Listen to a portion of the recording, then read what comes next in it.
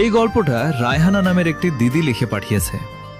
দিনটি ছিল 21শে সেপ্টেম্বর 2025। আমার একটা ছেলের সাথে পরিচয় হয়। ছেলেটি অনেক ভালো বলে আমার মনে হয়, কিন্তু ছেলেটি যে এতটা খারাপ হবে আমি ভাবতে পারিনি। 3 মাস তার সাথে আমি কথা বলি। সে বিদেশে থাকতো, আর আমার সাথে কথা বলার 15 দিন পর ও নিজে আমার বাড়িতে ফোন করে আমার মাকে সবটা বলে দেয়। ওর জন্য অনেক বকা খেয়েছি, মা মেরেছে অনেক, কিন্তু আমি ওকে অনেক ভালোবাসতাম। ওকে আমি বিয়ে করতে চেয়েছিলাম। ওর বাড়ি থেকে সবটা জানতো, আমার বাড়ি থেকে কেউ মানেনি। ও 3 মাস পর আমাকে বলে, তুমি তোমার মতো থাকো, আমি আমার মতো থাকবো। আমি জিজ্ঞেস করায় ও বলল, আমি তোমার সাথে কোনোদিনও বিয়ে করব না। তার কিছুদিন পর আমাদের কথা বলা বন্ধ হয়ে যায়, আর 4 দিন পর ওর স্টোরি দেখি ওর নিজের পিসির মেয়ের সাথে ওর বিয়ে হয়ে যায়। আর আজ ওর বিয়ের 3 মাস মতো, কিন্তু ওদের ডিভোর্স হয়ে গেছে।